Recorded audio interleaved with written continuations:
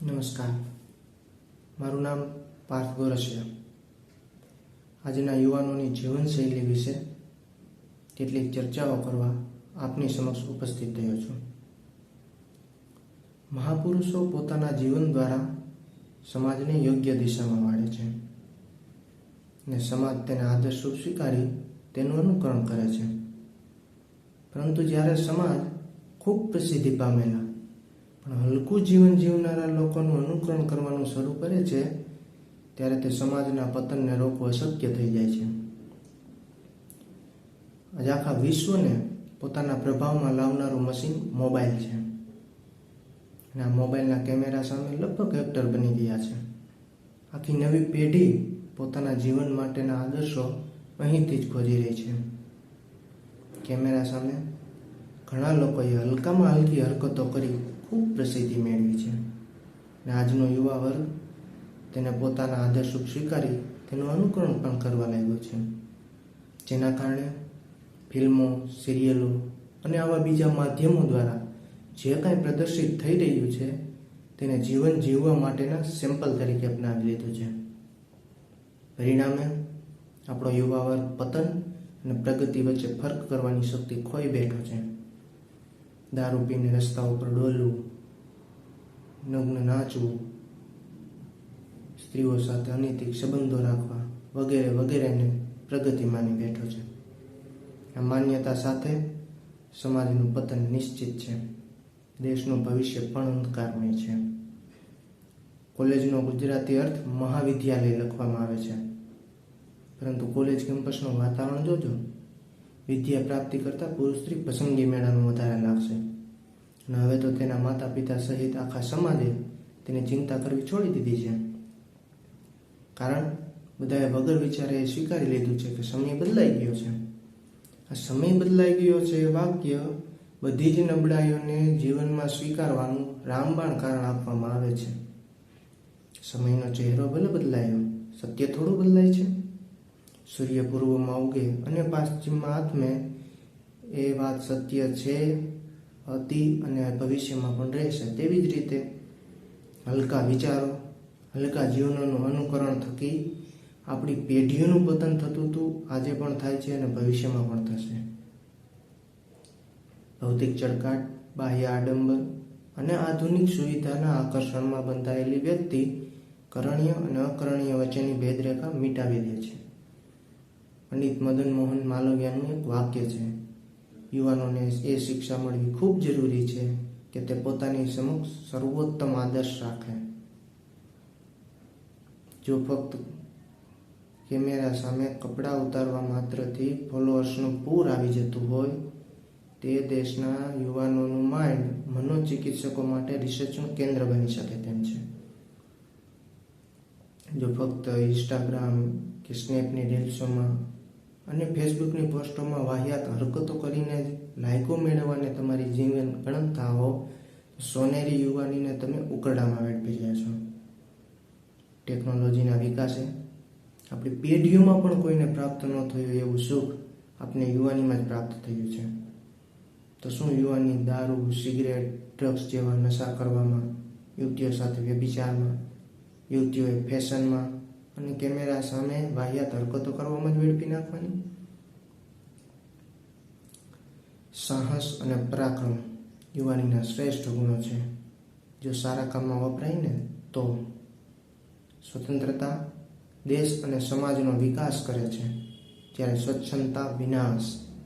અનિયંત્રિત સ્વતંત્રતા જ સ્વચ્છંદતા છે. તો યુવાનોને સ્વતંત્રતા ન મળવી જોઈએ, પણ મર્યાદાની જાગૃતિ સાથે. ટ્રેન ગમે તેટલી પૂરપાટ ઝડપે દોડે એ સ્વીકાર્ય જ છે, પરંતુ શરત એક કે પાટાની મર્યાદામાં રહે. આપણો અશિક્ષિત પુરાતન સમાજ પોતાના વૃદ્ધ માતા પિતાની સેવાને પોતાનું કર્તવ્ય સમજે છે અને આજનો શિક્ષિત યુવા વર્ગ પોતાના વૃદ્ધ અને અસહાય માતા પિતાથી મુક્ત થઈ સ્વતંત્ર રહેવાને પોતાનો અધિકાર સમજે છે. આપણો દેશ જ્યારે ગુલામ હતો ને ત્યારે અસંખ્ય બલિદાનોની જરૂર હતી, જે આપણા સ્વાતંત્ર્ય સેનાનીઓએ આપી પણ. પરંતુ હવે પરિસ્થિતિ અલગ છે. તેને આપણા જીવનની જરૂર છે. જે માત્ર ને માત્ર આપણે આપણા સ્વાર્થ માટે જીવી રહ્યા છીએ. સ્વાર્થ માટે શું કામ? ગમે તેટલી ઉચ્ચ પદવી મેળવે અથવા ગમે તેટલું ઉચ્ચ શિક્ષણ મેળવે, બસ પોતાના પેટ માટેનું જ વિચારવાનું. સમાજ અને રાષ્ટ્રના ઉત્થાનનું તો આજની પેઢીને સપનું નથી આવતું લાગતું. પહેલા દેશ અંગ્રેજોનો ગુલામ હતો, હવે દેશ અંગ્રેજોના દુર્ગુણોનો ગુલામ થયો છે. મોડર્નાઇઝેશનના નશામાં ગળાડૂબ યુવા વર્ગ આપણા બધા જ જીવન મૂલ્યો, આદર્શો, સામાજિક માન્યતાઓ, કર્તવ્યો, મર્યાદાઓને ઠોકર મારી બધી જ નિબડાઈઓને જીવનમાં ખુશી ખુશી સ્વીકાર કરી રહી છે. અને આખું ચિત્ર આજના યુવા વર્ગની જીવનશૈલીમાં પૂરેપૂરું છપાયેલું જોવા મળશે.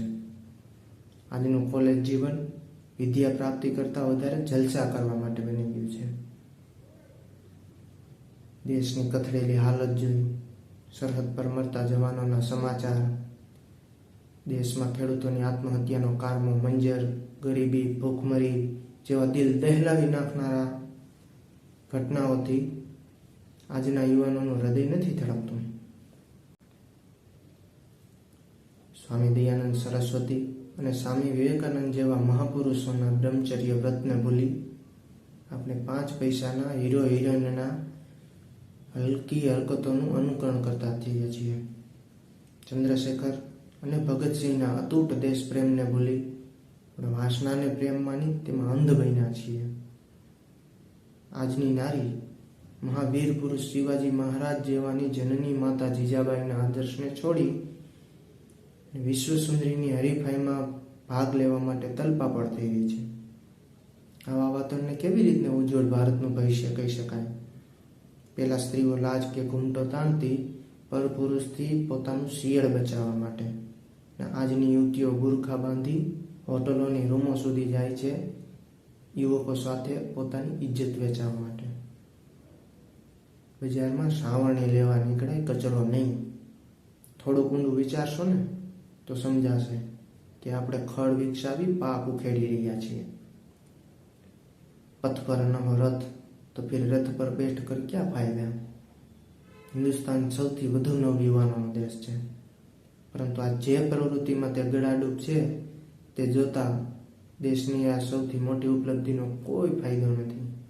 ઉલટાનું દેશની કમનસીબી છે. આજનો યુવા વર્ગ એવા સિદ્ધાંતો પાછળ આંધળી દોટ મૂકી રહ્યો છે કે જેનાથી પ્રાપ્ત કશું નથી થવાનું.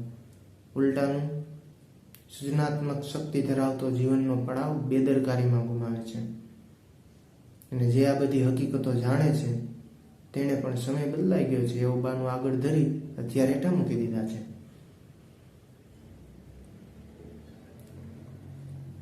સમયના બહાને સંજોગો સામે ઝૂકી જનાર વ્યક્તિ કદી નવું નિર્માણ નથી કરી શકતી. સમય બદલાઈ ગયો છે તો સમયના વાતાવરણને સુધારવા પ્રયત્ન કરો. તેની સામે તમે હથિયાર હેઠા મૂકી દેશો તો યુવાનીનું જોમ નકટાઈમાં જ વાપરશો. જ્યારથી યુવાનોએ હોશ સંભાળ્યો, શિક્ષણ લીધું, મોહલ્લા કે વસ્તીમાં ઉછર્યા, ત્યારથી એને હીરો હિરોઈનને જ જોઈ છે. અને જોયું છે સંસદ હોય કે વિધાનસભા, ત્યાં કાનૂન વ્યવસ્થાના જવાબદાર લોકોનું અલગ જ ચરિત્ર છે, જેના માટે કંઈ નૈતિક અનૈતિક નથી. આ બધું જોતા જોતા તેને સાચા અને ખોટામાં ફરક દેખાડવાવાળું કોઈ નથી મળ્યું. પણ તેને એ વાત સમજાવવા કોઈ હયાત છે કે હીરો હિરોઈનો કે નેતાઓ પૈસા કમાવા માટે નૈતિક અનૈતિકમાં ભેદ નથી કરતા. પરંતુ ઇતિહાસ તેનાથી નથી બનતો. ઇતિહાસ તો સરદાર ગાંધી, સરદાર અને લાલ બહાદુર શાસ્ત્રી જેવા લોકોથી બને છે કે જે ધારક તો કરોડો કમાઈ શકતા હતા, પરંતુ તેને ઠોકર મારી 2 ચાદરોમાં જીવન પૂરું કરી ગયા. આજ શિક્ષણના જે ક્ષેત્રમાં તમે અભ્યાસ કરો છો તેમાં ઉચ્ચતમ ડિગ્રી મેળવવા માટેની માહિતીનો આપણી પાસે પુષ્કળ ભંડાર છે. પણ એથી વિશેષ ભવિષ્યમાં એક વૃદ્ધ માતા પિતાના જવાબદાર સંતાન બનો. એક કુમળા છોડ રૂપી કે જેને યોગ્ય દિશામાં વાળી શકાય તેવા સપૂતોના મા બાપ બનો. સમાજના હિતચિંતક અને દેશનું સતત વિચારશીલ અંગ બનો. તે માટેની માહિતીનો ભંડાર કેટલો? તે માટે ઉચ્ચતમ આદર્શોને અનુસરવાની પ્રેરણાનો સ્ત્રોત કેટલો? નિરંકુશ વ્યક્તિવાદ એ તો જંગલના પ્રાણીઓનો જીવન નિયમ છે. આપણે તો વ્યક્તિ સ્વાતંત્ર્ય અને સામાજિક અંકુશની વચ્ચેનો માર્ગ અપનાવતા શીખ્યા છીએ. આખા સમાજના કલ્યાણને ખાતર સામાજિક અંકુશોને સ્વેચ્છાએ અધીન થવું એ વ્યક્તિ અને વ્યક્તિ જેની અંગભૂત છે તે સમાજ બંનેને સમૃદ્ધ કરે છે.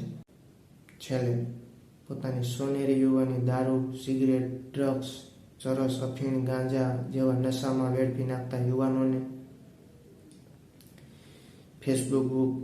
ફેસબુક, ઇન્સ્ટાગ્રામ, ટિકટોક કે સ્નેપની રીલ્સોની કાલ્પનિક દુનિયાના રાજા થવા માટે બધી જ શરમને છોડી કેમેરા સામે કપડાં ઉતારતા યુવક યુવતીઓને અને આવા તમામ પ્રકારના શાળાને મોડર્નાઇઝેશન માની બેઠેલા યુવા વર્ગની સામે વાસ્તવિકતાનો અરીસો રાખી શકું તેના માટેનો મારો આ પહેલો પ્રયાસ હતો. જો મારી વાતમાં સત્ય જણાય તો જરૂર વિચારજો ને આ બરબાદીના માર્ગને છોડી તમારા પોતાના, સમાજના અને રાષ્ટ્રના કલ્યાણના માર્ગની ખોજ કરવી શરૂ કરજો. જય ભારત. અસ્તુ.